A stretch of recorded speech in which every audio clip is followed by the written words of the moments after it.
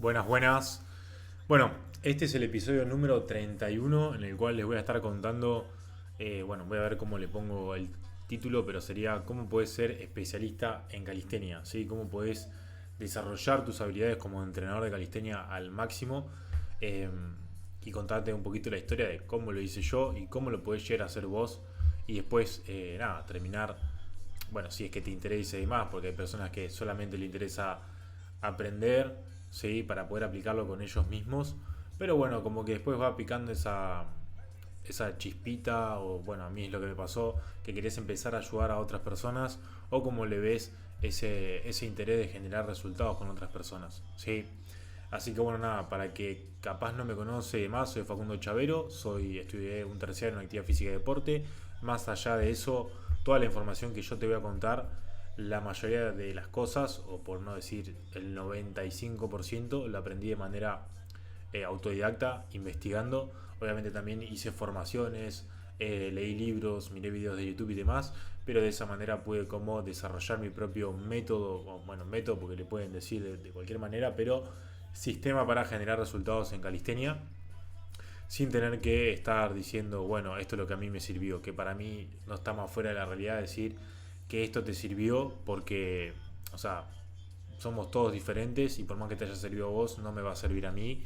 Que yo mido, por ejemplo, he entrenado con atletas, o sea, le he pagado a personas que son atletas de un alto nivel cuando empecé a entrenar, ¿no? Cuando estaba como ahí empezando a entrenar y quería saber cómo se podía mejorar y ellos me daban lo que a ellos les servía, pero él medía 1,60 y yo medía 1,90 y, o sea, obviamente hay cosas lógicas que te pueden llegar a servir, pero no voy a poder hacer lo mismo que haces vos y no voy a generar las mismas adaptaciones al tiempo que vos lo haces.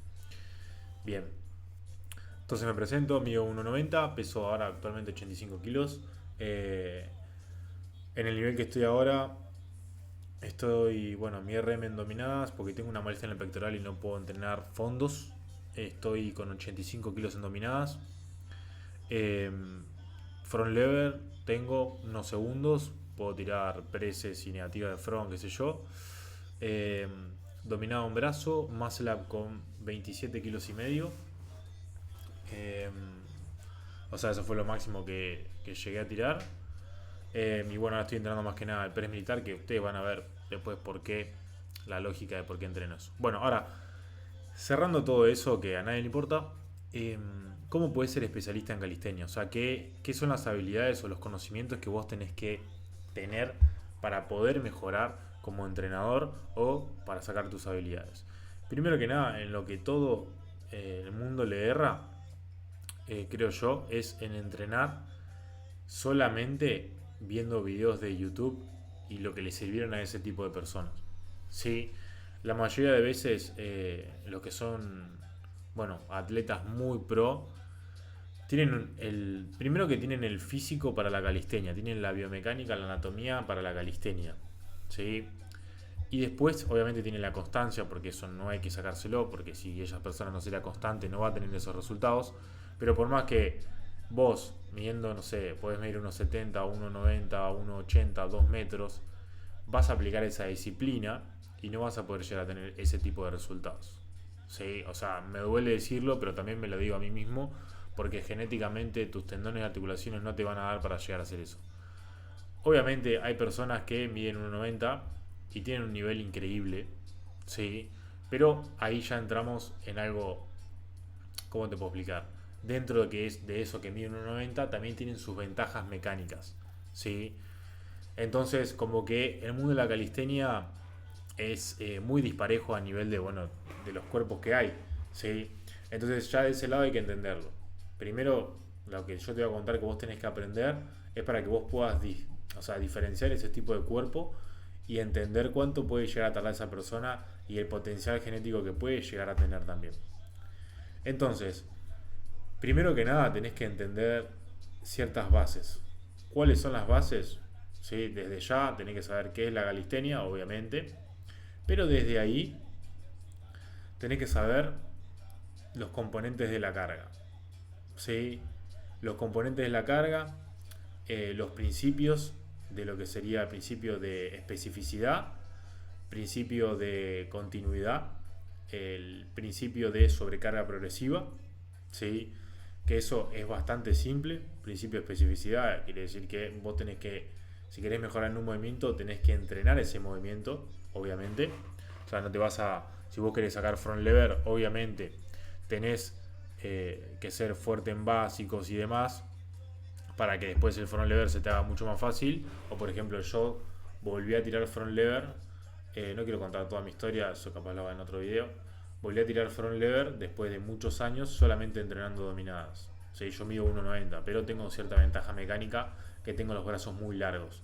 Entonces, para lo que es el front y todos los ejercicios de tracción, por más que mida 1,90, tengo esa facilidad. Ponele que facilidad, porque en realidad me rompí el orto entrenando, pero eh, comparado con una persona que puede llegar a medir 1,90 y tenga mucha masa muscular en las piernas y tenga los brazos normales para su altura, yo voy a tener ventaja mecánica, ¿sí? Por más que esa persona tire lo mismo que yo en dominadas, no va a tener el front lever que yo tengo. Bien, entonces tenemos que aprender los principios: principio de especificidad, principio de continuidad, principio de sobrecarga. En la especificidad tenés que entrenar ese movimiento específico para poder mejorar, sí o sí. El de continuidad es que mantengas el entrenamiento a lo largo del tiempo, o sea, que no lo cambies, porque hoy en día hoy en día no, bueno, por suerte ya con el tema de las redes sociales y demás, se va aprendiendo de manera más fácil esto, de que sí o sí no tenés que cambiar tus ejercicios constantemente. Hay veces que empiezan a tener personas conmigo y me dicen, che, pero ¿por qué no cambiamos los ejercicios? Y yo le digo, bueno, ¿vos en qué querés mejorar? En eso, bueno, eso hay que mantener el tiempo y mejorarlo. ¿Para qué lo vamos a cambiar? O sea, no se cambia. Yo vengo entrenando hace años los mismos movimientos. ¿Sí? Obviamente, vos podés ir variando ejercicios accesorios, o una vez que ya dominás ese movimiento lo podés cambiar a algo más complejo. O si tu objetivo es solamente entrenar y mantener cierta salud y no mejorar en un movimiento concreto, bueno, ahí sí podés estar cambiando los movimientos. Porque tu objetivo no es ser un atleta de elite o bueno, tener un nivel que te guste a vos, que te sientas cómodo o que anheles, porque al fin y al cabo vos querés tener un nivel porque anhelás eso y te mueve a entrenar más para poder llegar a eso. Pero si no tenés esa motivación o esa visión de querer llegar a ese punto, no es necesario que mantengas esos ejercicios durante muchos años. ¿Sí? Eh, entonces, bueno, nada, eso sería como el principio de continuidad y el principio de sobrecarga progresiva, que probablemente si estás acá y seguís mi contenido ya sabes qué es, que es prácticamente darle un estímulo nuevo al cuerpo.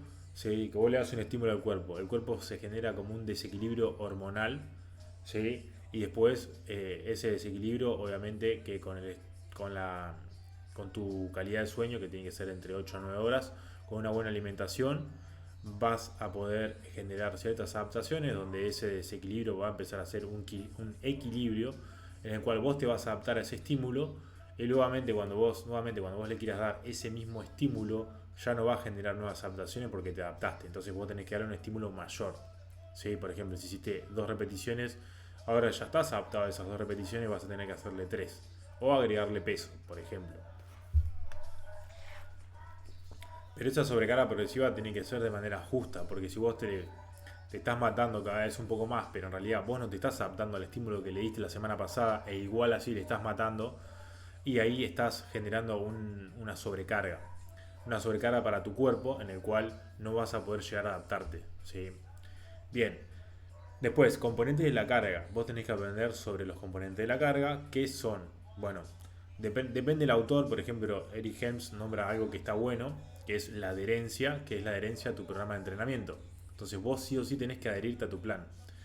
¿Por qué? Porque no importa que si yo te haga la mejor planificación del mundo, según la evidencia científica, según biomecánica, según tu anatomía, tu biomecánica, según todo eso, porque no me va a servir si no lo pensé en base a tu vida cotidiana. ¿Sí? ¿Por qué? Porque hay personas que pueden tener 5 días para entrenar, y hay personas que tienen 3 días para entrenar, hay personas que tienen un trabajo sedentario y hay personas que tienen un trabajo que se mueven demasiado, hay personas que son poco tolerantes, bueno, no sé si decir poco tolerantes porque es algo muy, muy, muy especial el punto que voy a tocar, pero es el estrés. ¿Sí? Puede ser una persona que se estrese por ciertas cosas y hay otra persona que no tenga tanto estrés y ambas personas van a ese estrés lo van a poder llevar de diferentes maneras o también los va a atacar de diferentes maneras. Entonces, como esas cosas hay que tenerlas en cuenta. Eh, entonces, bueno, por eso está muy bueno que vos tengas todo eso sabido de la persona para poder hacerle un plan. Obviamente que el plan se tiene que ir ajustando, no es que vos le vas a entregar, le tenés que entregar algo a la persona y va a quedar así siempre. Tiene que ser un plan realista, flexible, ¿sí? Y adherible, o sea, que sea que pueda adherirse para que vos puedas tener ese principio de continuidad, de mantenerlo en el tiempo. Porque si vos no mantenés algo en el tiempo no vas a mejorar. Bien, componentes de la carga, lo que le sigue serían, tenemos volumen, tenemos intensidad, tenemos frecuencia, tenemos densidad y pausas. ¿Sí? Entonces, volumen es todo lo que vos le das de series, repeticiones, carga, puede ser segundos, todo el estímulo que vos le estás dando de manera externa a tu cuerpo. Dentro de lo que es el volumen, hay algo que me gustaría explicar desde antes, un poquito antes. Ponerle que no dije nada de los componentes de la carga. Antes deberías saber sobre la carga externa y la carga interna. Carga externa es todo lo que vos le vas a dar a tu cuerpo con tu entrenamiento. ¿Sí? Eso pasa en cualquier deporte, no importa. Puede ser, como te digo, puede ser que vos le estés dando series, repeticiones, peso, segundos, kilómetros, eh, etcétera, metros, puede ser cualquier cosa. O lo puedes hacer por, sí, más, todo. Porque estamos hablando de deporte de fuerza, como puede ser powerlifting, streetlifting, power free, o como puede ser deportes más de resistencia, puede ser salir a correr, 400 metros, 100 metros, puede ser natación, 100 metros, 50 metros, que ahí, bueno, depende de la cantidad de metros y demás que hagas, vas a estimular un poquito más una zona aeróbica que otra, pero bueno. Bien, entonces vos tenés que saber la carga externa que sería eso y la carga interna es todo cómo lo sentís vos prácticamente dentro del cuerpo y cómo podés como capturar esa sensación y medirla de alguna manera, que eso sería con el RPE o el RIR.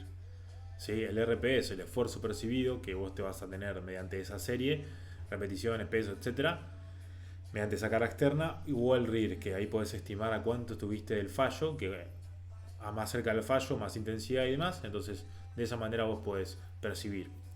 Eh, y después algo importante que también tenés que saber dentro de eso es la fisiología de las contracciones musculares, que tenemos la contracción concéntrica, excéntrica e isométrica y cada una de ellas tiene características. Eh, la excéntrica es cuando las fibras musculares, por ejemplo, una contracción, todo lo contrario, se alarga, la concéntrica se acorta, ¿sí? Y la isométrica mantiene su longitud, digamos. No se mueve. O sea, las fibras musculares que quedan así. En unas se acortan y en otras se alargan. Como para explicarlo de una manera bruta y que lo pueda entender un niño de 5 años. Lo dije de esa manera.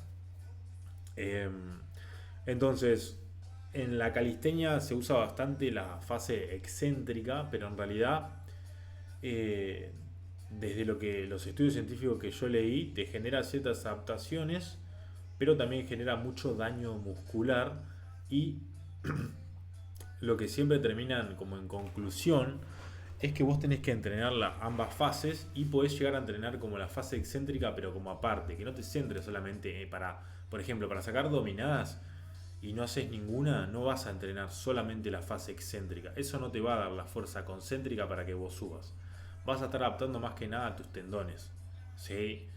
No sé si alguna vez si tuvieron una lesión o no, pero la mayoría de veces cuando una persona tiene una lesión tendinosa, los fisioterapeutas o los kinesiólogos, no sé cómo lo puedes llegar a conocer, te hacen entrenar la fase excéntrica del movimiento, que es hacer la bajada, por ejemplo, de una dominada controlada, etcétera. O bueno, para todo lo que es, no sé, el tren inferior, lo mismo, para lo que es la zona del tobillo, bueno, depende de la disciplina que vos entrenes. Y te van a hacer que hagas la fase excéntrica para fortalecer esa zona tendinosa y evitar desgarros y demás, ¿no? Entonces, bueno, la fase excéntrica es un buen método para poder trabajar, pero aparte. Yo lo que te recomiendo, en base a los estudios y a lo que yo hago con las personas que tienen resultados, es trabajar la fase concéntrica y excéntrica. De última, en vez de hacer dominadas, haces dominadas en cajón.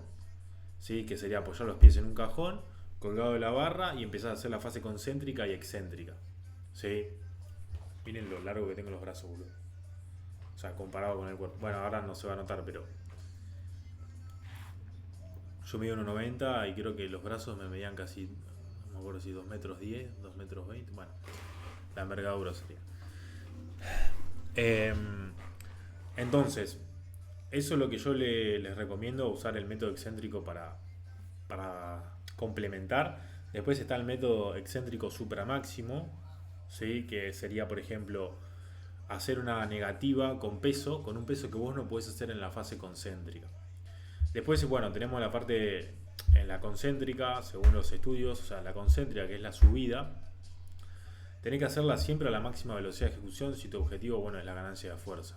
Y la excéntrica, hacerla controlada. Por ejemplo, si vos haces una dominada, la concéntrica tenés que subir a la máxima velocidad y la excéntrica tenés que bajarla controlada. En cualquier movimiento, ¿sí? Obviamente que depende del objetivo y demás, vos no te vas a poner a sacar un RM a 5 repeticiones y vas a hacer la excéntrica controladísima hace 6 segundos, ¿no? Porque eso te va a fatigar para hacer la concéntrica de la otra repetición. Entonces, no, o sea, depende el momento que lo tengas que hacer, ¿no?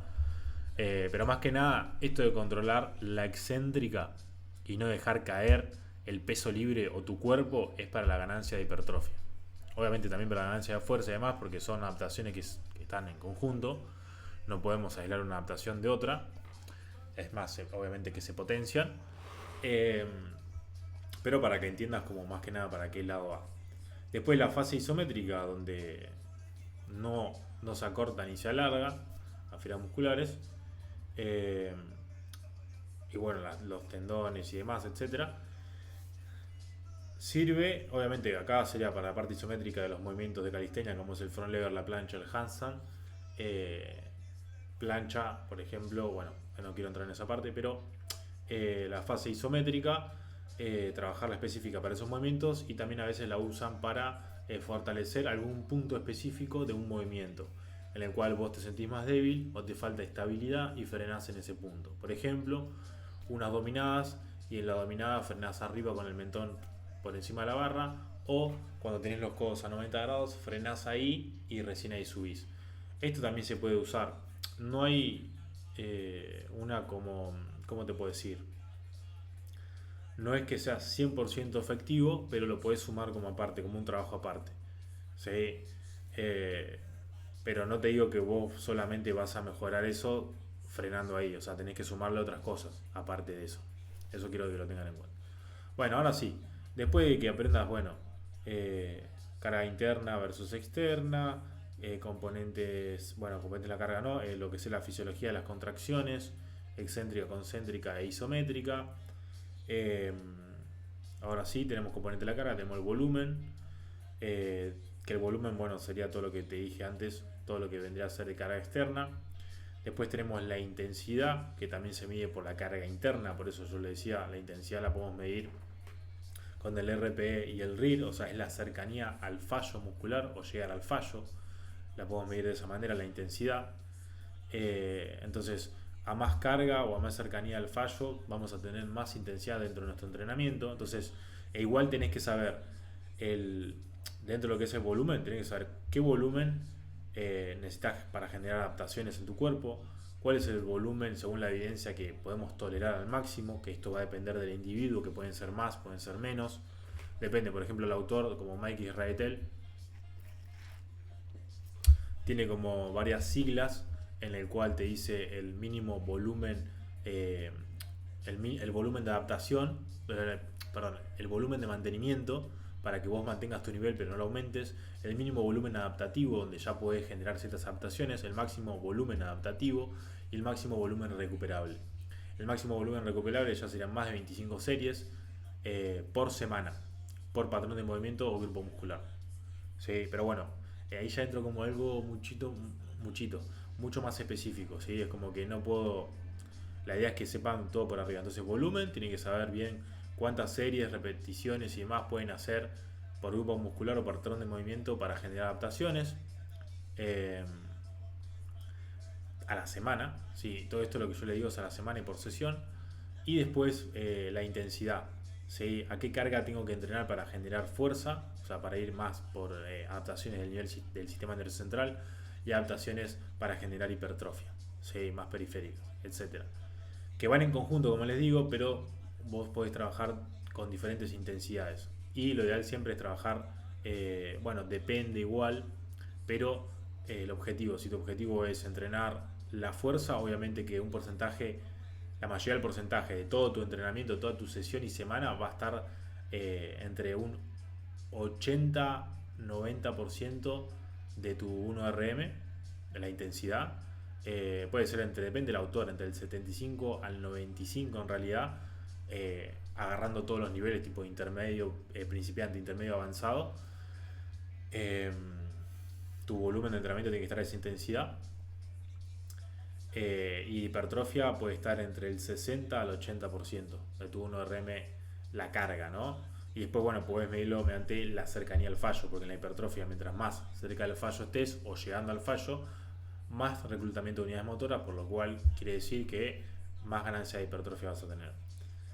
Eh, Bien, entonces pues tenemos volumen e intensidad, tenemos la frecuencia, que la frecuencia es cuántas veces por semana le vamos a dar un estímulo al cuerpo, ¿sí? Que eso es muy importante, cuánto le vamos a dar de estímulo al cuerpo. Eh, Después, estímulo al cuerpo, por ejemplo, si yo sé que voy a estar entrenando, bueno, lo que dice la evidencia, mínimo entre 2 a 3 veces por semana le des un estímulo a un patrón de movimiento o grupo muscular. O sea, que le des frecuencia 1 no sería lo mejor. Podés llegar a mantener tu nivel, ponele si entrenás a una intensidad muy alta o mucho volumen en esa sesión. Pero lo ideal es entre 2 a 3 veces por semana que toques un grupo muscular. ¿Sí? Y después, a mayor volumen, más frecuencia vas a tener que meter. No vas a poder entrenar 30 series en una sesión, 30 series en otra sesión. Lo ideal ya sería ahí empezar a entrenar 3 veces por semana o 4. Eh, Bien, eso por ese lado. Después tenemos la densidad. ¿Qué sería? La densidad sería, bueno, el tiempo de trabajo y el descanso que tenemos. Si nosotros tenemos menos descanso, hay una densidad menor. Cuando tenemos mayor descanso, hay una densidad mayor. ¿Sí? No sé si lo dije al revés. Bueno, a veces queriendo explicar lo, lo digo rápido. Eh, pero no va a cambiar mucho eso. Después, las pausas es cuánto tiempo tenemos que descansar. Cuánto tiempo tenemos que descansar para el tema del entrenamiento de la fuerza. Cuánto tenemos que descansar para cuando estamos entrenando la hipertrofia o cuando hacemos algún método específico como puede ser cluster o rest pause. ¿Sí? Para entrenamiento de fuerza, lo que yo te recomiendo entre 3 a 5 minutos. Pero ¿qué pasa? Por ejemplo, yo cuando empiezo un nuevo bloque y entreno para ganar fuerza, las primeras 2 semanas del bloque de entrenamiento no es necesario que yo descanse 5 minutos, puedo descansar menos. Entonces puedo descansar menos porque estoy listo para hacer la otra serie con la misma intensidad y la misma técnica. Entonces, en conclusión, descansa lo que vos necesites para poder hacer la próxima serie con igual intensidad y técnica. En hipertrofia depende, pero podés descansar entre 60 segundos, ¿sí?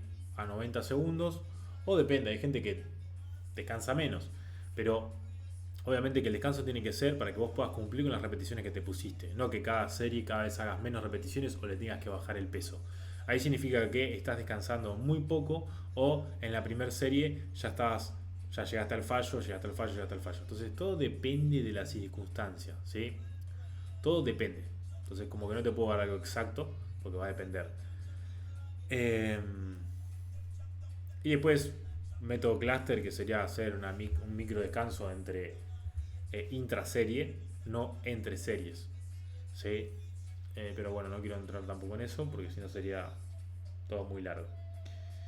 Eh, y después de esto, cuando ya sabemos los componentes de la carga, tendríamos que empezar a entender también lo que sería la biomecánica de los movimientos que vos vas a entrenar.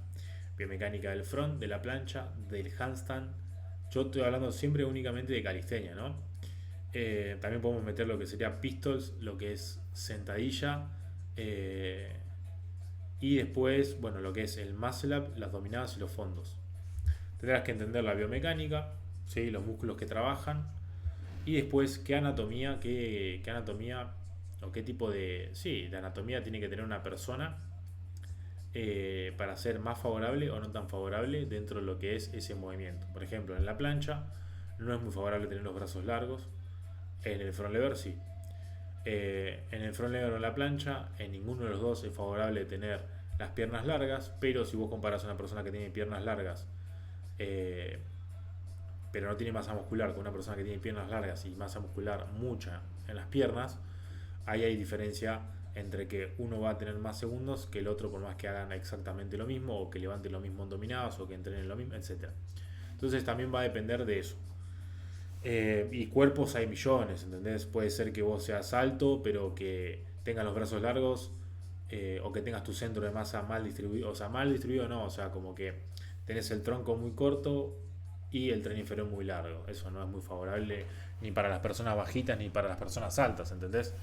O sea, no es favorable para nada.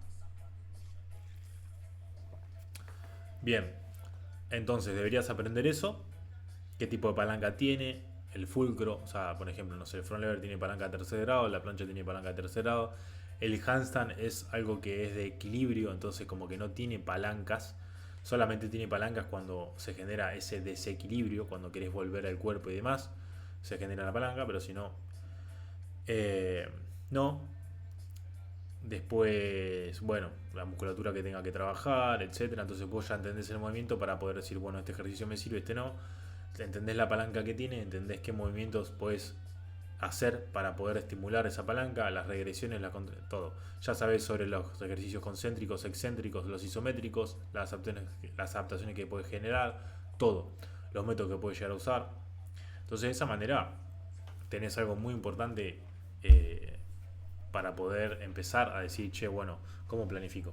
Ahora, después de eso tenés que empezar a saber sobre la periodización del entrenamiento, que es de qué manera vos vas a organizar todas estas variables, volumen, intensidad, frecuencia, densidad, pausa, todo ese conocimiento, cómo lo vas a ordenar dentro de un bloque o un ciclo de entrenamiento para generar esos principios que te dije anteriormente, que es el principio de continuidad, especificidad y de sobrecarga.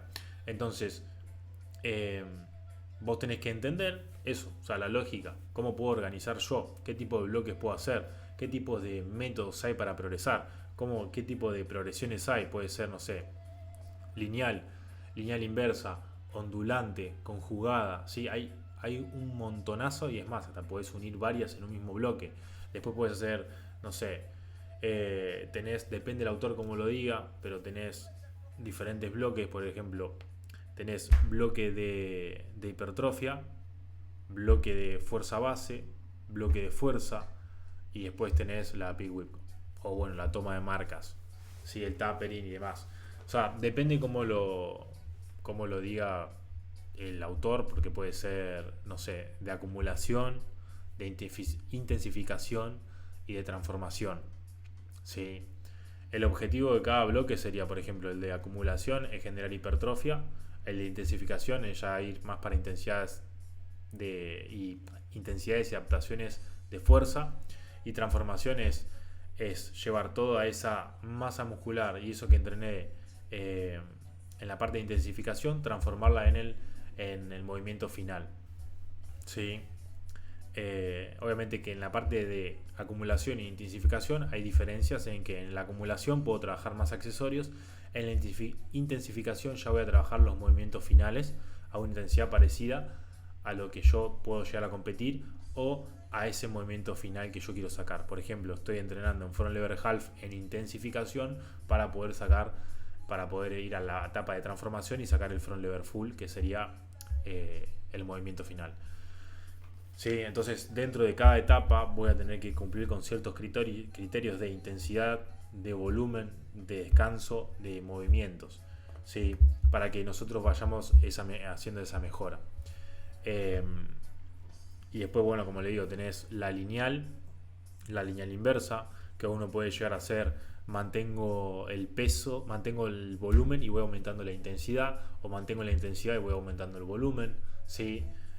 O bueno, dentro de lo que sería otro tipo de método, puede ser dentro de la semana, estimulo hago tipo como varias variables, ¿entendés? Bueno, varias variables. eh, no sé si lo dije bien de esa manera, pero que por ejemplo un día puedes trabajar más la fuerza, otro día más la hipertrofia y otro día más la potencia. ¿Sí? Entonces, dentro de lo que serían, ¿cómo te puedo decir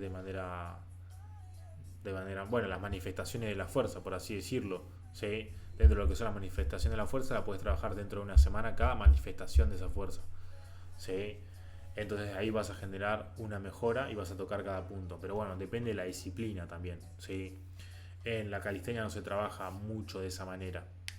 Eh, pero bueno, depende de la etapa. En la calistenia mayormente se hace acumulación, intensificación y transformación. ¿Sí?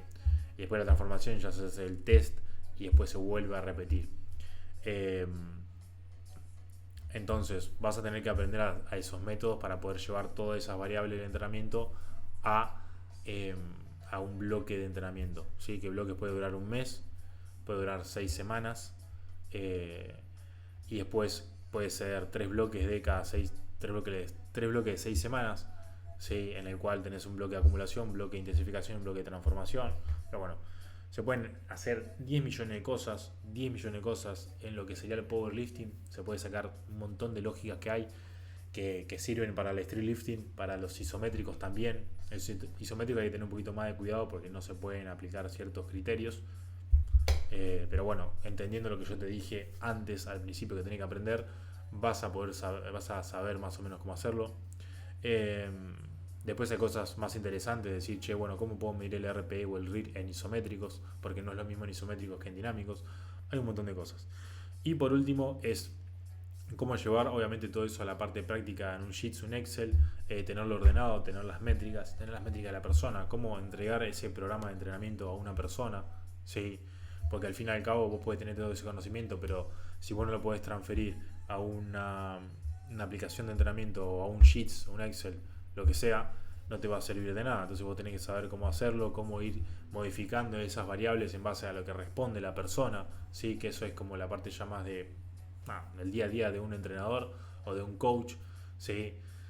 Quieras o no, vas a tener que tener en cuenta la parte psicológica de la persona, la parte emocional, para que poder tener los mejores resultados, para entender a esa persona, entender cómo modificar las variables.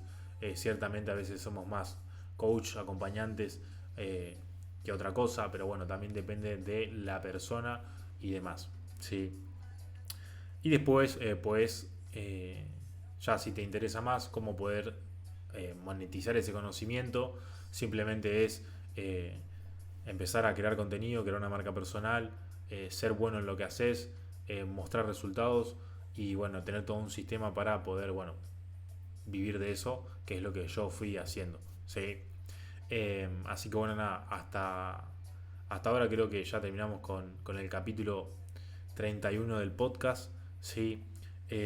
Nada, bueno, si te interesaría aprender todo esto más en profundidad y poder ser un buen especialista en calistenia y vivir de esto, te voy a dejar el link de mi WhatsApp personal, que tranquilamente, si te sirvió esto o querés saber un poco más de información de cómo podés aplicarlo vos en tu caso, o cómo podés profundizar y vivir de la calistenia si es que querés vivir, ya sea presencial o online, te voy a dejar en la descripción el link de mi número personal. Ahí puedes hablar, che, Facu, vengo de este video, me encantó, vengo del podcast, me encantó lo que estuviste hablando, etcétera, sin compromiso. Nada, bueno, espero que les haya gustado. Después, si quieren, en los comentarios de Spotify, que le voy a dejar ahí, o en YouTube mismo, qué les gustaría que hable, qué les gustaría que profundice.